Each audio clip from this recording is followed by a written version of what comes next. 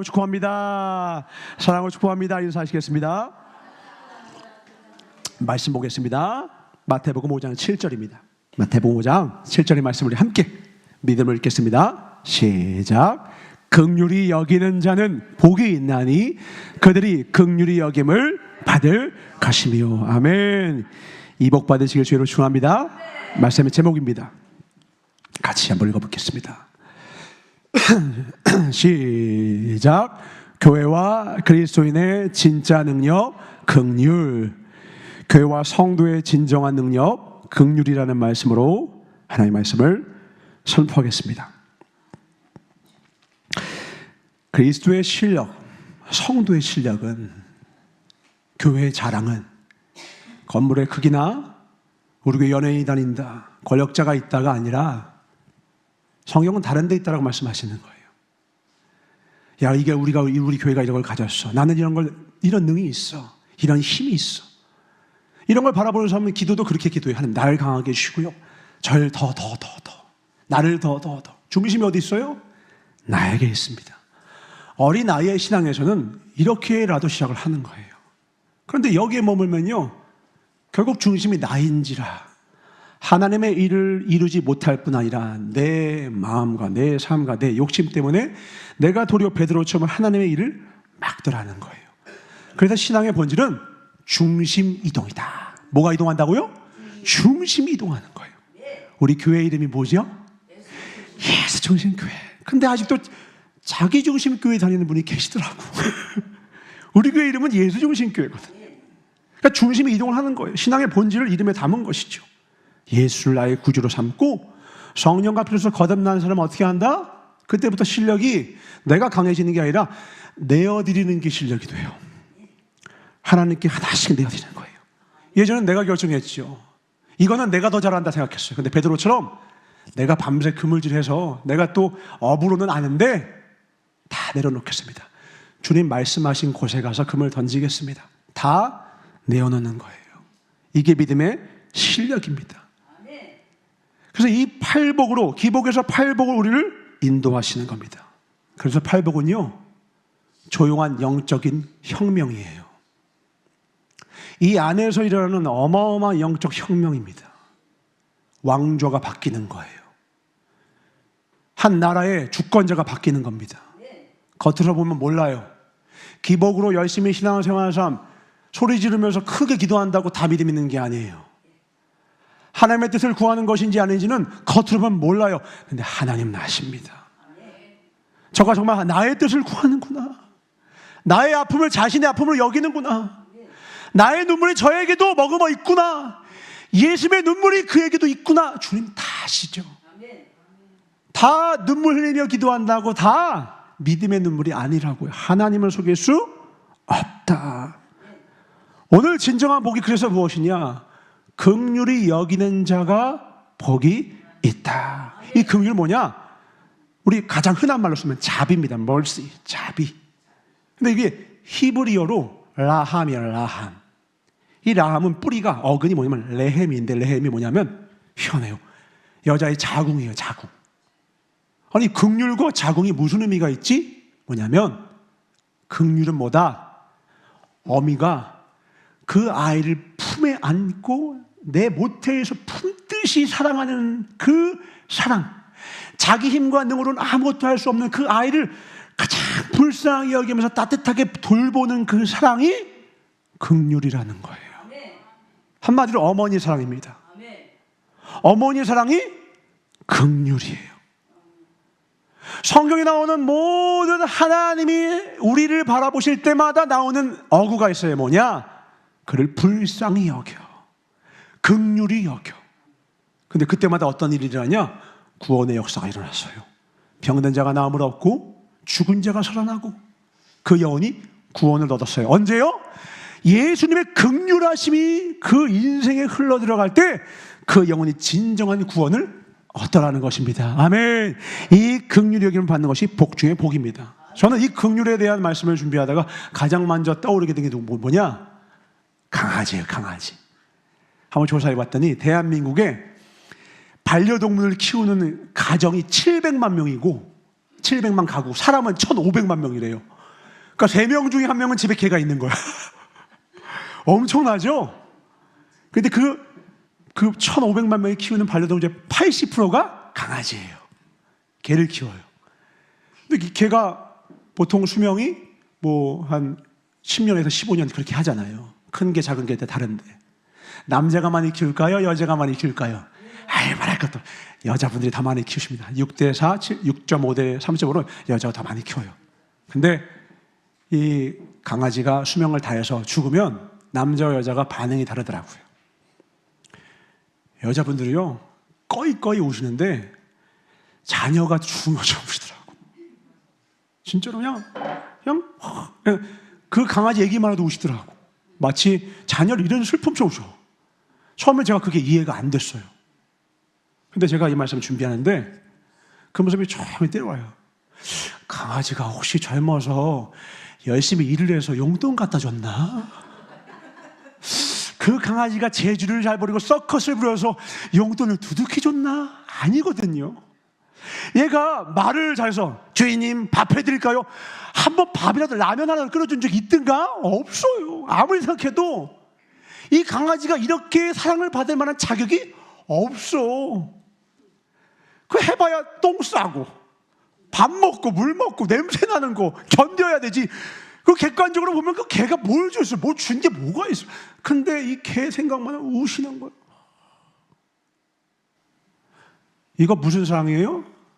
그냥 사랑하는 거예요. 그냥. 이유를 말하겠죠. 얘가 이뻐서 귀여워서. 근데 노견이 이쁜가요? 저 이번에 처음 알았어요. 저는 끝까지 키워본 적이 없어요. 유튜브 채널에 노견을 키우는 사람이 마지막 때 자기가 사랑하는 이 강아지와의 마지막을 남기고 싶어서 매일마다 찍어서 올리는 채널이 있더라고요. 근데 걔가 치매가 걸렸어요. 그리고 똥오줌을 이렇게 흘리더라고요. 근데 그거를 더럽다 여기는 게 아니라 불쌍히 여기어서 닦아주고, 그래서 조금이라도 건강하게 하루라도 더 살아서 내 옆에 있어줘, 이렇게 그냥 조용히 읊조리는데 이게 뭐지? 이게 뭐지?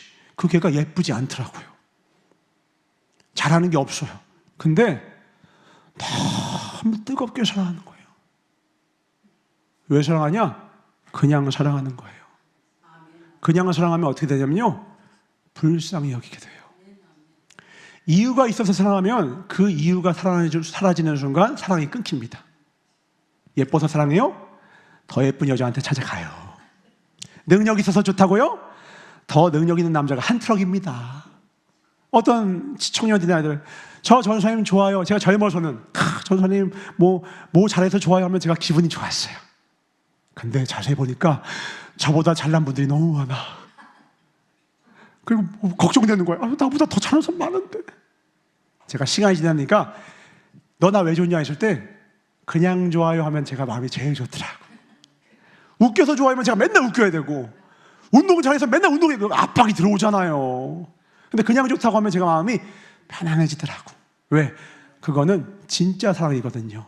자격을 사랑하는 게 아니라 그 사람을 사랑하는 거예요. 존재를 사랑하는 거예요. 있는 모습 그대로 나는 당신을 품겠다라는 거예요. 하나님이 우리를 이렇게 사랑하셨습니다. 아멘. 우리가 죄인 되었을 때부터 하나님께 잘하는 거 하나도 없는데 헌금 못 내고 11조 못 내는 거가 아니라 보잘것없는 정도가 아니라 죄인이었을 때 하나님 마음을 가장 아프게 하는 행악자였을 때부터 사울을 사랑했고 우리를 사랑하신 거예요. 그리고 사울아 사울아 왜 네가 나를 박해하느냐, 은총아 사랑하는 내 아들 딸들아 왜 네가 내 마음 아프게 하느냐. 우린 몰랐어요.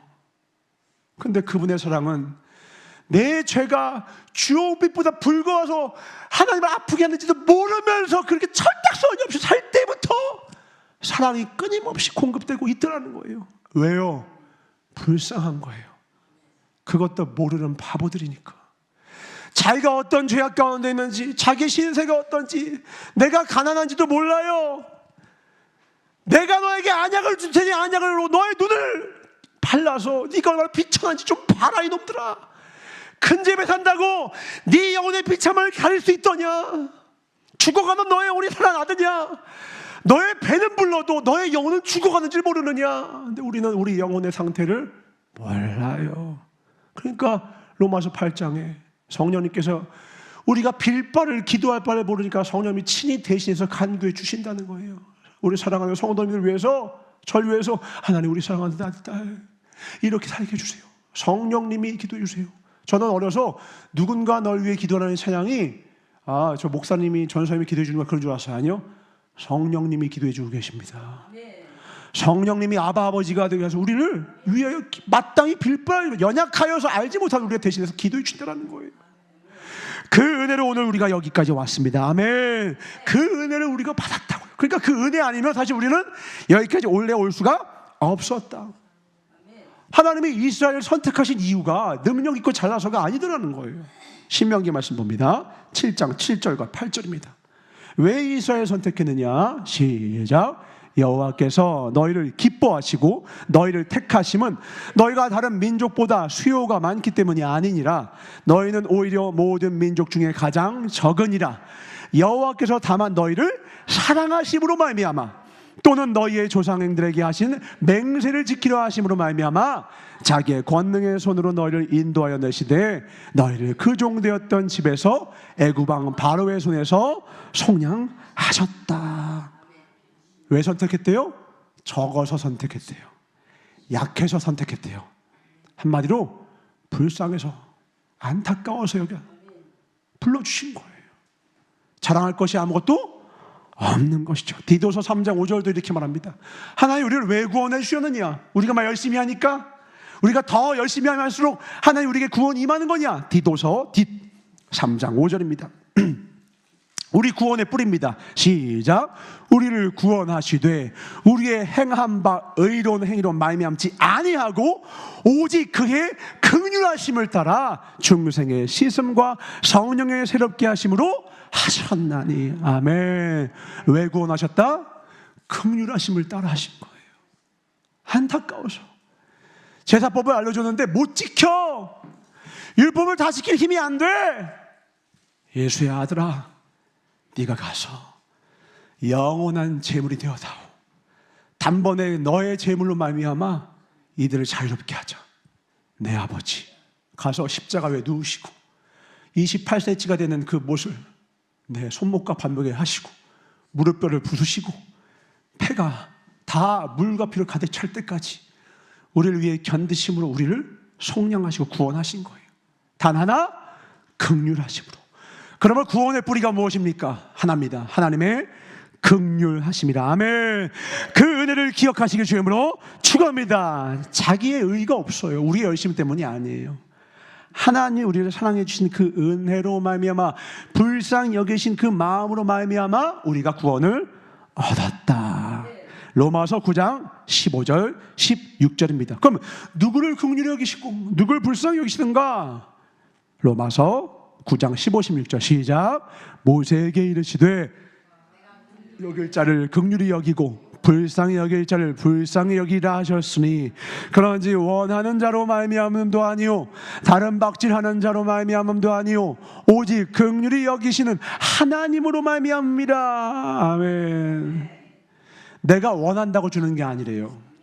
열심히 한다고 주는 것도 아니래요. 오직 누구의 주권이다? 하나님의 주권이다. 그러니까 우리가 받은 이 믿음과 구원을 우리가 자랑할 수 있다 없다? 없어요. 오직 하나님께 영광. 오직 하나님께만 영광. 오직 하나님께만 영광. 이게 우리의 삶이에요. 이게 우리의 삶. 우리의 삶을 채울 수 있는 건 자랑이 아니라 하나님의 사랑뿐인 거예요. 예수의 사랑 외엔 자랑할 것이 아무것도 없다. 우리가 지금 좀 그래도 신앙의 연수가 차고 직분도 받고 하면서 예수님을 제법 사랑하게 됐잖아요. 그러니까 때때로 착각해요. 내가 이렇게 주님을 사랑하고 괜찮네. 괜찮아요. 그것도 맞아요. 칭찬하네요. 그러나 잊지 말 거 뭐냐? 요한일서 4장 10절. 요한일서 4장 10절 시작. 사랑은 여기 있으니 우리가 하나님을 사랑한 것이 아니요 하나님이 우리를 사랑하사 우리 죄를 속하기 위하여 화목제물로 그 아들을 보내셨다. 19절 시작. 우리가 사랑함은 그가 먼저 우리를 사랑하셨습니다. 아멘. 제가 저희 부모님을 사랑하는 것 같죠? 아니에요. 아버지와 어머님이 저를 깐난쟁이 때 할 수 있는 건 응애 응애와 뿌지직 뿌지직 두 개밖에 없을 때, 그때 저를 불쌍히 여겨서 사랑해 주셨기 때문에 제가 지금 부모님을 사랑합니다 할 수 있게 된 거예요. 그게 거슬러 올라가면 그 뿔에 누가 있다?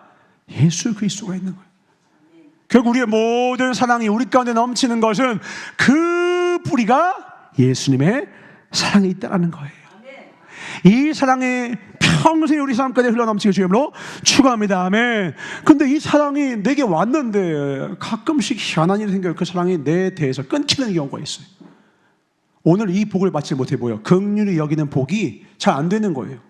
우리 삶을 돌이켜보자고. 어떤 사람을 보면 저 사람 참 못된 걸 보는 순간 화가 뿌직 나요. 그냥 발끈하는 거예요. 짜증이 발끈나. 혈기가 발끈나. 왜 그럴까? 나 그러고 싶지 않거든요. 우리 생각하면 그렇잖아요. 주님, 제가 왜 그랬을까요? 그때 말 그렇게 하지 말걸. 그렇게 행동하지 말걸. 왜 그러느냐? 우리 마음속에 어떤 일이 일어나고 있길래 자꾸 내가 분명히 예수님의 사랑 때문에 감사는 하고 있는데 왜 나의 삶은 그런 예수님의 사랑을 온전히 이렇게 긍휼히 여기는 자를, 그 여기는 복을 받지 못하는가? 이유는 단 하나예요. 뭐냐? 자기를 부인하지 않아서 그래요. 아직도 내 판단, 내 생각, 그 순간은 나의 명철함을 의지하면요, 내가 보기에 어떠함이 내 삶을 이끄는 거예요. 내 육의 판단이 나를 이끌어요. 영의 사람이 아니라 육의 사람이 되면 교회에서 부르짖어 기도하고 집에 가서 손을 드는 거예요. 손찌검하는 거예요. 마음이 분노로 가득 차요. 성질과 분노로 가득 차요. 왜요? 하나님이 내 마음의 주인이 아니니까. 신앙생활은 뭐냐? 점점 나는 제로가 되고 하나님이 점점 100이 되어가는 겁니다. 나는 죽고 점점 예수가 가득 채워지는 겁니다. 그러면 성령님이 내 삶의 주인이 되면 그때부터 어떤 일이 일어나냐? 그때 우리가 아는 그 갈라디아서 5장 22절에 성령의 열매가 맺어지는 거예요. 그건 내가 할 수 있는 게 아니에요. 주권이 바뀌어야 돼요. 대통령이 바뀌면 나라가 뒤바뀐다니까요. 감독이 바뀌면 성적이 바뀌어요. 이전에 없던 일이 생겨요. 하나님이 내 삶의 주인 되면 나는 내 삶이 상상할 수 없는 놀라운 삶을 뒤바뀌게 되는 것을 보게 된다는 거예요. 성령님 내 삶의 주인 되실 때까지는 우리의 삶은요, 힘쓰고 애쓰고 내가 아무리 해도 안 돼요. 성령님이 주인 되어 주셔야 돼요. 그러니까 이런 말씀 하시는 거예요. 갈라디아서 5장 23절. 성령 열매 다 악까지 하고 끝에 이렇게 말씀해요. 이 같은 것을 어떻게 해요? 금지할 법이 없다. 다른 말로 하면 성령님이 내 안에 오시는 순간 이런 열매를 금지할 방법이 없다고요. 거꾸로 말하면 내가 주인이면 이런 열매를 맺을 방법도 없어요. 내가 주인이면 교회를 천년 다녀도 전도사여도요, 이 열매 맺을 수가 없어요. 왜? 이 열매는 오직 성령님만이 맺게 하세요. 그러므로 내 삶의 주인이 누군지를 살펴보셔야 합니다. 기도 시간은 무슨 시간이에요? 나는 제로가 되고 예수가 백이 되는 시간이에요. 말씀을 왜 펼칩니까? 내 생각 비우고 예수의 생각으로 나를 채우는 시간인 것입니다. 아멘. 성령님이 내 안에 가득 채워지면 내 삶이 이렇게 변화되는 것. 그래서 이 뒤에 이렇게 말씀하시는 겁니다. 24절 같이 읽겠습니다. 시작. 그리스도 예수의 사람들은 육체와 함께 그 정욕과 탐심을 십자가에 못 박았느니라. 다음 만일 우리가 성령으로 살면 또한 성령으로 행할지니. 아멘. 성령으로 살아야 합니다. 성령은 그냥 잠깐 기도할 때 무슨 뭐 성령 역사에서 귀신 쫓을 때 어떤 능력처럼 그런 분이 아니에요. 삶의 주권자이십니다.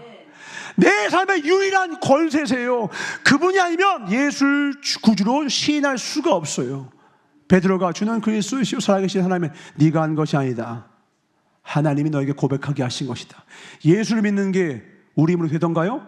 성령님이 나로 하여금 예수가 나의 구원자임을 알게 하셔야 진정한 고백 나오는 것입니다. 성령님 의지하셔야 돼요. 이건 그분은 눈에는 보이지 않지만 지금 이 순간에 과거로부터 지금까지 영원토록 함께 하셨으며 함께 하시고 계시고 앞으로도 함께 하시는 그 영입니다. 그분과 함께 하시길 주님으로 축원합니다. 기복이 죽어야 팔복이 살고 내가 죽어야 예수가 삽니다. 두 맹인이 나옵니다. 마태복음 봅니다. 9장 27절입니다. 두 맹인이 나와서 주님께 이렇게 말합니다. 예수께서 거기에서 떠나가실새 두 맹인이 따라오며 이렇게 말합니다. 우리가 잘 알죠. 다윗의 자손이여 우리를 불쌍히 여기소서. 주님이 말씀하십니다. 집에 들어가시면 맹인들이 그에게 나오거늘 예수께서 이르시되 내가 능히 이 일을 할 줄 믿느냐? 대답하되 주여 그러하오이다. 잘합니다. 너의 믿음대로 깨끗함을 입어라. 이 맹인이 눈이 보이니 의원이 어디 있는지 알아도 거기로 갈 방법이 가더라도 눈이 안 보이니 일을 할 수 없어서 돈도 없으니 누구를 의지합니까? 의지할 건 누구밖에 없느냐? 가만히 앉아있는데 들려온 소문이에요. 예수님이 오시는데 그분은 낫게 하신대. 정말 난 방법이 없어. 누구밖에? 예수님밖에 없어. 그러니까 고백하는 거예요. 다윗의 자손 예수. 이게 멋있게 했겠어요? 할렐루야. 다윗의 자손 예수요 이렇게 했겠어요? 하나밖에 없는 거예요. 다윗의 자손 예수요. 남의 눈을 의식해요? 보이지도 않는데 누구를 의식해요? 그냥 예수님밖에 없는 거예요. 예수님, 제가 인생에 방법이 없어요. 방법이 없어요. 저를 불쌍히 좀 여겨주세요. 자존심이고 나발이고 아무것도 없어요. 저 좀 봐주세요. 이게 기도입니다. 멋있는 척 홀리보이스. 할렐루야. 온 천하와 만민을 지으신 오 구세주여. 됐다 그래 됐다 그래 됐다 그래. 무슨 기도에 미사오가 필요합니까? 이게 기도예요. 다윗 자손 예수여 나를 불쌍히 여기소서. 이런 기도에만 하나님의 구원이 임합니다. 아멘. 이런 기도에만 하나님의 기적이 임합니다. 정말로 인류의 실력으로 어떤 두각을 나타내는 인생들 봐보세요. 자기 실력 의지하지 않아요. 분명히 실력은 있지만 그 실력만으로 절대로 안 된다는 걸 뼈저리게 알고 있어서요. 그 실력을 부인하고요. 은혜 구해요. 은혜 구하고 겸손하다고요. 인생은 실력으로 되는 게 아니라니까요. 올라가는 사람, 성공하는 사람들 인터뷰하면 다 그래요. 성공은 운이래요. 자기가 이렇게 잘 될 줄 몰랐대요. 이게 정직한 고백이에요. 우리 약 올리는 게 아니라. 인생이 우리 뜻대로 되던가요? 안 된다니까요. 왜요? 하나님이 주관하시는 거예요. 근데도 아니야, 내가 할 수 있어. 악만 남아요. 허장성세예요. 허세예요. 안 되는데 되는 척해요. 그럴듯하게 힘만 빠져요. 에너지 낭비, 시간 낭비. 정직해야 합니다. 주님, 저 잘 못합니다. 도와주십시오. 저 자격 없습니다. 품꾼의 하늘로만 여머주세요. 주님 도와주세요. 그럼 아버지가 저 멀리서부터 우리를 향해 달려오세요. 마태복음 19장. 나 정도면 막 괜찮은 아들이겠지, 신앙인이겠지. 하나님이 한 방에 물리치십니다. 어떤 사람이 죽게 와서 이르되 선생님이요 내가 무슨 일을 하여야 영생을 얻으리까? 예수께서 이르시되 어찌하여 선한 일을 내게 묻느냐? 선한 이는 오직 한 분이시라. 다른 말로 모든 사람은 다 죄인이다 이거예요. 네가 생명에 들어가려면 내 계명들을 지켜라. 이르되 어느 계명이니까? 지금 아주 자신만만합니다. 예수께서 이르시되 살인하지 마라, 간음하지 마라, 도둑질하라, 거짓 10계명 말하는 겁니다. 네 부모를 공경하라, 내 이웃을 내 자신과 같이 사랑하라 하신 것이라. 그러니까 마태복음에서 제일 재수없게 얘기합니다. 청년이 돼 이 모든 것을 내가 다 지켰사온데 아직도 무엇이 부족하니까? 와, 대단합니다. 거울을 너무너무 안 봐요. 코딱지가 얼굴에 다 묻어 있는데 주님 말씀하십니다. 예수께서 이르시되 네가 온전하고자 할진대 가서 네 소유를 팔아서 가난한 자들에게 주라. 그리하면 하늘에서 보화가 내게 있으리라. 그리고 와서 나를 따르라 하시니. 같이 읽습니다. 시작. 그 청년이 재물이 많음으로 이 말씀을 듣고 근심하며 가니라. 주님이 지금 뭐 폭로시키신 거예요? 분명 이 청년이 이랬어요. 19절에 뭐라 했냐? 네 이웃을 네 자신같이 사랑하라 하니까 20절에 뭐라고요? 제가 다 지켰사온데 뭐가 부족합니까? 자신만만. 껍데기 들고 왔거든요. 그러니까 주님이 그 껍데기를 한 번에 부숴버리시는 거예요. 그래? 너 정말 네 이웃을 네 자신처럼 사랑해? 네. 그럼 네 재산을 그 가난한 사람들에게 나눠라. 해요 못해요? 못해요. 왜 못할까요? 실력이 없어요. 뭐가 실력인데요? 긍휼히 여기는 게 실력이거든요. 가난한 자들을 향하여 긍휼히 여기는 마음이 없어요. 왜요? 한 번도 하나님 앞에 나를 불쌍히 여기소서 하면서 나아가서 하나님의 그 은혜를 맛본 적이 없기 때문에, 하나님의 의가 이에게 없기 때문에, 자기 의밖에 없기 때문에 주머니에 줄 은혜가 긍휼함이 없는 거예요. 사랑을 받아본 사람이 주는 겁니다. 주머니에 3만 원 있으면 3만 원밖에 못 줘요. 하나님의 긍휼하심을 받지 않은 사람은 절대로 다른 사람을 긍휼히 여길 수 없게 됩니다. 긍휼히 여기는 복을 받으시길 주님으로 축원합니다. 아멘. 그러려면 먼저 주 앞에 어떻게 엎드려야 되냐? 우리 기억합시다. 첫 번째, 하나님 앞에 심령이 가난한 자가 되었었어야 돼요. 파산 선고를 했었어야 돼요. 저는 아무것도 아닙니다. 주님 아니면 저는 아무것도 아니에요. 이 은혜를 맛보지 않으면 내 주머니 안에 은과 금 있어요? 그거밖에 못 주고요. 내게 나사렛 예수의 이름이 있어요? 나사렛 예수의 이름을 줄 수 있게 돼요. 받은 대로 줍니다. 아멘. 긍휼함을 받아 긍휼함을 온전히 전하는 저와 여러분 되시길 주님으로 축원합니다. 그러니까 겉으로는 번드르하고 교회에서 제법 칭찬도 받고 아주 유명했던 이 부자 청년, 아마 이 청년이 만약에 여기에서 한마디만, 주님 사실은 저는 아무것도 아닙니다, 지금 주님이 그렇게 말씀하셨지만 제 마음이 그게 안 됩니다, 저를 불쌍히 여기시고 저도 그 가난한 자들을 섬길 수 있는 그 마음을 저에게 허락해 주십시오 했으면 13번째 제자 됐어요. 자기를 부인하고 예수에게 나왔으면 13번째 제자 됐다고요. 근데 결국은 자기 사랑이 너무 커 말세에 이르러 자기만 사랑하러 떠난 겁니다.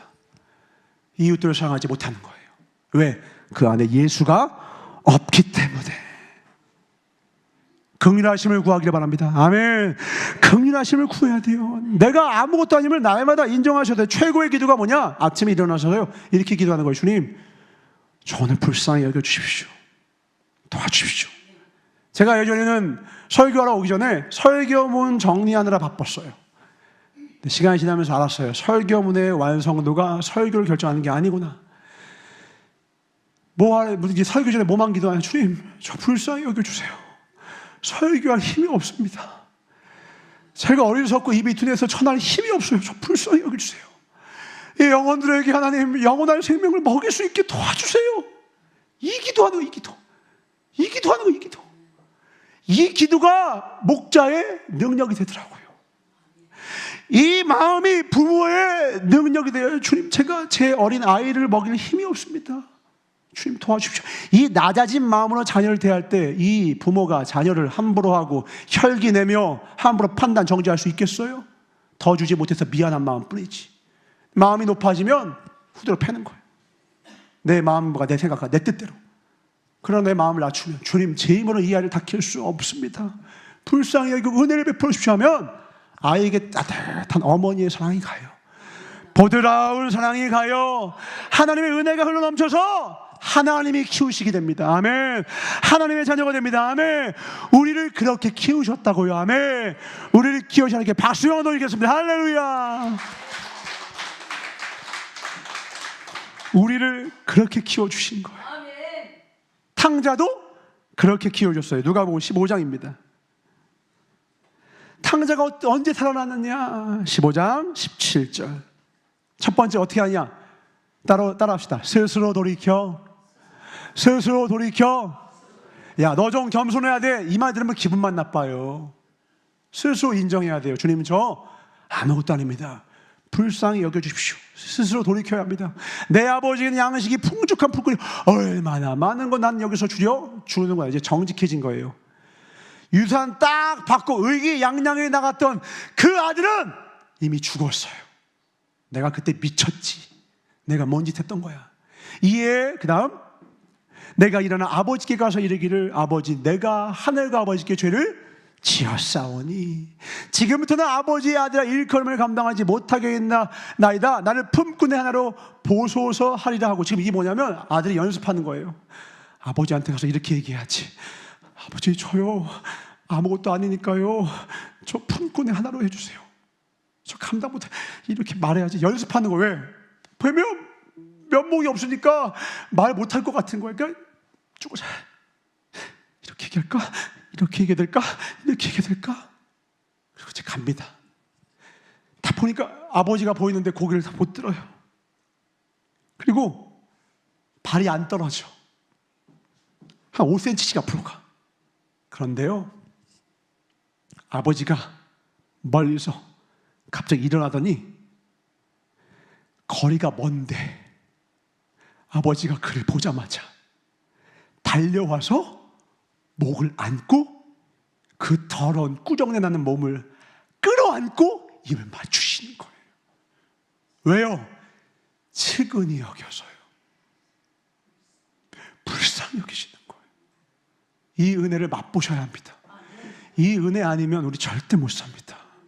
이 은혜의 십자가의 흔적이 없는 자는요, 미안합니다, 성령님이 임할 수가 없어요.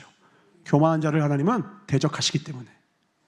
겸손한 자에게 하나님의 지혜의 영 성령을 부어주시고 함께하사 가장 선한 길로 인도해 주시더라.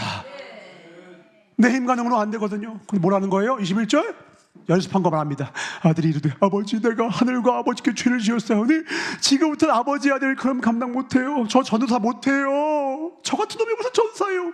초이자 목사님도 나 목회자 자격 없습니다. 이게 겸양 떠는 게 아니에요. 정말 하나님의 빛이 내 삶을 비추는 순간 내 마음에 있는 저 구석구석에 있다는 그 더러운 그 죄악들이 드러나잖아요. 내가 끔찍해 보여요. 너무 극혐이 극도로 혐오스러운 게 드러나는 거예요. 내가 이렇게 더러웠구나. 난 진짜 최악이구나.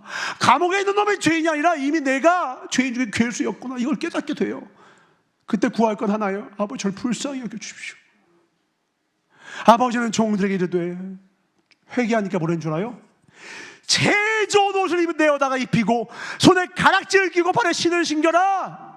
살찐 송아지 끌어다가 잡으라. 우리가 먹고 즐기자. 진짜 하나님의 자녀로 삼아주려 하나님께 박수 연드리겠습니다. 할렐루야.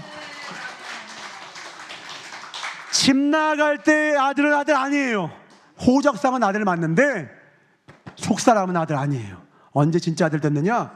아버지께 돌아와서 나를 불쌍히 여기소서 할 때부터 아들 되는 거예요. 진짜 아들 되는 겁니다. 아멘. 새 생명 주께 얻었네. 이때부터요. 이제 아들 뭐라고 해요? 은혜 아니면, 저 아버지 은혜 아니었으면, 앞으로도 이 아버지의 은혜 아니면 전 못 살아요. 이게 성도의 고백입니다. 그리고 이 성도의 고백이 터져 나올 때부터 그 사람이 어떤 복을 누리냐? 다른 사람을 긍휼히 여기는 자가 돼요. 교회가, 어떤 교회가 가장 능력 있느냐? 교회 안에 긍휼이 넘치는 교회가 크고 놀랍고 능력 있는 교회입니다. 왜냐하면 긍휼히 여기는 곳마다 하나님 놀라운 역사가 일어났어요. 성경성에 나오는 모든 구원의 역사, 그 직전에는요, 다리가 하나 있었는데 긍휼히 여기심이라는 다리가 있었어요. 왜냐하면 긍휼히 여긴다라는 그 순간에만 하나님의 놀라운 역사가 그 인생에 떨어졌기 때문에요. 부부싸움이 막 많아요. 서로가 잘났기 때문이죠. 근데 언제 부부가 하나 된 줄 알아요? 아내가 불쌍해 보이는 거예요. 내 남편이 어느 날 안타까워 보여요. 그럼 그때부터 둘이 하나 됩니다. 자녀가 말도 더럽게 안 들어, 내 말 더럽게 안 들어, 그 화만 나요. 근데 어느 날 이 아이가 보니까 이게 이 아이의 수준이라 못하는 거예요. 이 아이도 잘하고 싶겠죠. 누가 수학 30점 맞고 싶겠습니까? 안 되는 걸 어떡해요? 그 머리 솔직히 누가 줬을까요? 말하지 맙시다. 마음이 아프니까. 아니, 부모님은 공부 잘했어요 하면 말도 못할 거면서 왜 이렇게 많은 걸 요구하세요? 승질내면 안 돼요. 그를 불쌍히 여기는 거예요. 그러면 그 아이와 하나가 돼요. 노엽게 하지 않아요. 이번 주에 전화가 왔어요. 아빠! 별이가 전화 왔어요. 왜? 이번 주에 반에서 성적 그거 했는데요. 아빠 점수 나왔는데요. 목소리 보니까 이거 목소리만으로는 거의 한 8, 90점이야. 목소리만으로는 이게 8, 90점이야. 그래서 약간 설렜어. 왜냐면 지난번에 한 50 몇 점 나왔거든. 지난번에서 이 정도면 거의 한 8, 90인데 얼마 나서 68점 받았습니다. 제가 표정 관했어요. 곧바로 잘했다, 최고다 벼라. 왜? 지난번은 5자였는데 6자 됐잖아요. 우리 박수 한번 올립시다. 할렐루야. 그러니까 이 아이가 막 너무 기분 좋은 거예요. 아빠, 그 중에 사회는 80점 맞았어요. 우와. 그 말은 다른 건 이상하다는 거예요. 안 물어봤어요. 너 대단하다. 네가 68점을 맞다니 다음에는 7자의 역사가 있을지어다. 기분 좋아서 너는 아빠가 기분이다. 치킨 사줄게. 아싸. 아싸. 다른 애들보단 낮은 점수 맞지요. 이 아이는 최선 다했다니까. 그걸 인정해 줘야지. 너 아직도 그것도 못해? 너 말씀 이것도 못 지켜? 하는 그렇게 안 하세요. 잘했다 은총아, 잘했다 내 아들 딸들아. 하지만 내가 너와 함께하면 다음은 지난번 50몇 점, 이번에 60몇 점, 다음은 7. 너는 장차 개바가 될 거야. 필리비도 전화가 왔어요. 필리비도. 아빠!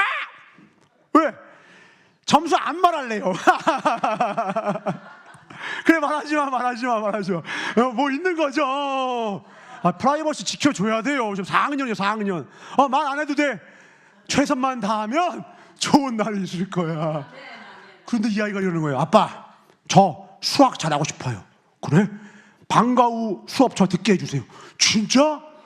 그래서 그걸 딱 해가 등록해서 보내줬어요. 근데 전화가 온 거예요. 선생님이 필립이 아버지 되시죠? 네. 근데 필립이가 수업 시간에 조금 장난해서 필립이가 ADHD입니다. 그런데 필립이가 배우고 싶어하는 마음이 있으니까 조금만 도와주십시오 이랬어요. 그리고 한 이틀인가 필립이가 딱 왔는데 저한테는 아빠, 선생님이 저한테 와서요 엄청 잘 가르쳐 주시더라고요. 왜요? 선생님 필립이를 긍휼히 여기는 거예요. 그리고 필립이가 얘기했대요. 제가 듣고 싶어서 수업 신청했다고 얘기하니까 선생님이 저 엄청 칭찬해 주셨어요. 놀라운 게 뭐냐면 대부분 방과후는 애는 하기 싫은데 부모님이 억지시킨다고요. 개교 역사 이래 최초로 내가 듣고 싶어서 온 최초의 학생이 된 거예요. 이런 자를 멸시치 않으시는 선생님, 미래가 밝다. 시작은 미약하였으나 나중심이 장대하리라. 아멘. 긍휼히 여김을 받으니까, 그리고 또 스스로 부족하지만 하고자 하니까 선한 길로 인도함을 받더라는 거예요. 그러니까 선생님이 자꾸 자기 옆에서 가르쳐준대. 왜? 긍휼히 여김 받는 게 복이라니까요. 성령님이 왜 우리한테 찰싹 붙어있는 줄 아세요? 우리가 잘 못해요. 다 아세요. 그래서 말만 해라 도와줄게. 다 옆에 계시다고. 지금 계십니다. 월화수목금 다 계세요. 주일날만 같이 계신 거 아니에요? 말씀하세요. 주님, 저 잘 못해요. 저 안 돼요. 주님, 제가 안 되네요. 도와주세요. 그럼 하나님이 내가 딱 오셔서 성령 열매를 맺게 해주세요. 놀라운 일이에요. 그 주님과 진정으로 동행하시길, 주인 삼으시길 주님으로 축원합니다. 아멘. 말씀 한 권 더 봅니다. 마태복음 15장입니다. 21절입니다. 자는 수로보니게 여인이에요. 여긴 예수님이 좀 너무하세요. 왜 그런지 한번 영적인 비밀을 봅시다. 예수께서 거기서 나가사 두루와 시돈 지방으로 들어가시니, 같이 읽습니다. 시작. 가나안 여자 하나가 그 지경에서 나와서 소리질러 이르되 주 다윗의 자손이여 나를 불쌍히 여기소서, 내 딸이 흉악하게 귀신 들렸나이다 하되. 근데 예수님이 이러는 거예요. 예수는 한 말씀도 대답하지 아니하시니 제자들이 와서 청하되 예수님, 그 여자가 우리한테 소리 지르니 그를 오게 하소서, 보내소서. 시작. 예수께서 대답하여 이르시되 나는 이스라엘 집에 잃어버린 양 외에는 다른 데로 보내심을 받지 아니하였노라. 너 이방인이잖아. 난 너한테 관심 없어. 홀대하시고 박대하시네요. 왜 그럴까요? 여자가 와서 예수께 절하며 이르되 주여 저를 도우소서. 대답하여 이르시되 자녀의 떡을 취하여 너 개둬. 난 개한테 안 줘. 누가? 예수님이요. 여자가 이르되 뭐라는 줄 알아요? 주여, 소이다마는 개들도 주 주인의 상에서 떨어지는 부스러기를 먹는 주님, 저 개 맞으니까요 부스러기 은혜라도 주세요. 불쌍히 은혜라도 주세요. 왜 그러실까요? 마지막에 주님이 본심을 드러내십니다. 시작. 예수께서 대답하여 이르시되 여자여 내 믿음이 크도다 내 소원대로 되리라 하시니 그때로부터 그의 딸이 나으니라. 아멘. 자, 이 어미의 마음을 한번 생각해 보자고요. 딸이 아픈데 귀신 들려서 막 이상한 짓 해요. 남이 그러면 몰라도 내 자녀가 그럴 때 그 부모의 마음은 찢어집니다. 찢어집니다. 백방으로 백약을 써봤지만 무효예요. 소식이 들렸네요. 복음이에요. 예수가 왔대요. 그분은 못 고치는 병이 없고요. 그분에게 나아가면 구원을 얻는데요. 예수를 만났어요. 그러니까 어떻게 하는 거예요? 똑같이 말하는 겁니다. 22절에 다 똑같아요. 다윗의 자손이요. 뭐라고요? 나를 불쌍히 여기소서. 불쌍히 여기소서. 뭐예요? 저요. 방법이 없어요. 주님밖에 없어요. 이게 기도라고요. 근데 기도를 했는데 하나님 응답을 안 해주시고 침묵하세요. 때때 우리 기도할 때 하나님 응답 안 들어주실 때 있잖아요. 대부분 거기서 포기하시죠? 왜 포기하는 줄 알아요? 다른 방법이 있거든요. 그거 찾아 나서는 거예요. 그러나 이 여인은 다른 방법이 없어요. 누구밖에 없어요? 예수님밖에 없어요. 그러니까 더 앞으로 나아가는 겁니다. 주님! 소리를 지르고 절하며 가로되 도와주십시오. 그러니까 주님이 야, 난 이스라엘 사람 말고는 관심 없어. 그럼 보통 맞다, 나 이방인이지, 죄송합니다. 이건 다른 방법이 있으면 돼요. 근데 방법이 없으면 뭐예요? 알아요. 근데 그래서 좀 도와주세요. 너 개 아니냐, 개? 저 개 맞아요. 짖으라면 짖을게요. 가랑이 사이로 들어가면 들어갈게요. 제발 제 딸만 구해주세요. 제발. 끝까지 주님. 누구밖에 없어요? 주님밖에. 끝까지 주님밖에. 왜 이런 모습을, 옆에 지금 제자들이 있다니까요? 보통 우리는 좋은 모습 보여주려고 하지 나쁜 모습, 냉정한 모습 안 보여주려고 하잖아요. 왜 사람들 많은데 예수님이 이렇게 했을까요? 지금 예수님이 말씀하시는 거예요. 이 여자가 진정한 능력이 있다는 거예요. 긍휼히 여김을 받는 것이 최고의 능력임을. 사랑하는 자를 위하여 나를 얼마든지 낮출 수 있는 그 긍휼히 여기심을 구하는 이 모습이 진정한 성도의 능력임을 모든 제자들에게 보이시는 거예요. 이 능력을 회복하시길 주의 이름으로 축원합니다. 하나님이 불쌍히 보면 그 인생은 끝나는 거예요. 하나님이 불쌍히 여기시잖아요. 그 인생은 끝나는 거예요. 백날 천날 사람의 능과 힘으로 소용없어요. 하나님이 불쌍히 여기시면 그 인생은 끝난 거예요. 모든 걸 가져. 왜냐하면 주님은 낮은 자의 하나님이시거든요. 크고자 하느냐? 나는 저들의 종이 되어야 할지라. 크고자 하느냐? 으뜸이 되고 싶으냐? 너는 섬기는 자가 되어야 할 것이라. 왜냐하면 내가 바로 이 땅에 섬김을 받으러 온 게 아니라 섬기러 왔기 때문이란다. 왜? 우리가 너무 불쌍한 거예요. 그 불쌍히 여김이 놀라운 기적의 역사가 됩니다. 이 역사의 주인공 되시길 주님으로 축원합니다. 하나님이 그 하나님의 내 마음에 오시면, 이 놀라운 은혜를 입었으면 이 수보니 여인이 그 다음에 어떻게 되겠어요? 자기처럼 아픈 자, 연약한 자 돌보는 삶 살지 않겠습니까? 왜? 받았다니까. 내 주머니에 있는 만큼 주는 거예요. 그리스도가 내 마음에 오면요, 내 마음의 주인이 되면요, 그때부터요 타인이 불쌍해 보여요. 저는 천국이 큰 집과 좋은 조건과 많은 능력을 갖춘 곳에 있는 줄 알았어요. 그렇지 않아요. 천국과 지옥의 단 하나의 차이가 뭔지 아십니까? 뜨거운 불이 아니에요.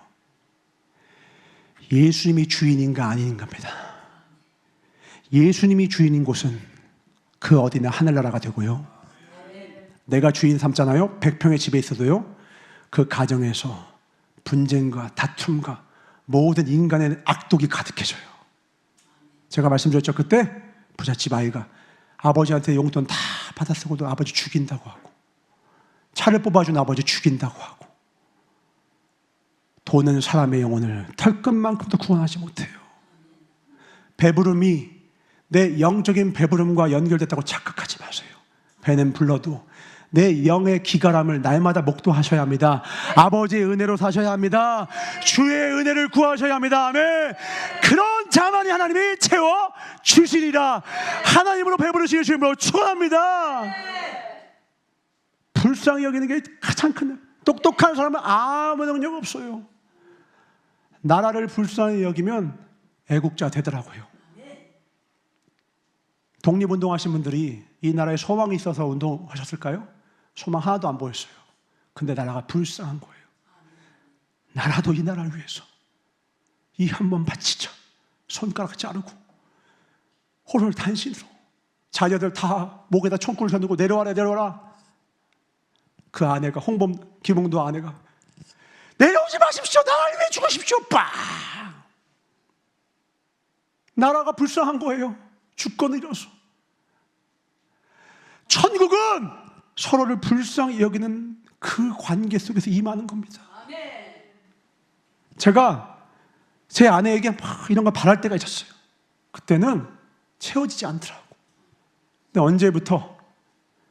제 아내가 안타까워 보일 때부터. 이번 주에는 제가 너무 많은 일들을 하다 보니까 제가 너무 피곤해가 좀 쓰러졌었어요. 머리가 아파하고 딱 쓰러졌는데 갑자기 두 그림자가 탁 오더니 제 아내가 머리를 막 마사지 해주고 또 작은 손가락 하나가 저를 이렇게 막 해주는 거예요. 왜냐면 제가 불쌍해 보여가지고. 별이 와서 아빠 괜찮아요? 아 괜찮아. 하다가 이렇게 안마 받다가 한 30분 잤다가 딱 깼어요. 그러니까 저를 이렇게 마사지 해주다가 이제 아내도 잠들고 별이는 가 있더라고요. 딱 일어났는데 제 마음에 이게 천국이구나. 이게 천국이구나. 너무 감사한 거예요. 저를 불쌍히 여겨주는 아내가 있어요. 너무 고생하고. 영혼이 불쌍해 보이면 최고의 목회자가 탄생하는 거예요. 아이들이 불쌍해 보이면 최고의 선생님이 탄생합니다. 우리는 누굴 불쌍히 여기고 있습니까? 결단하시고 찾으셔야 돼요. 내 삶을 가장 아름답게 사는 방법은 주님, 저는 누굴 섬기기 원합니까?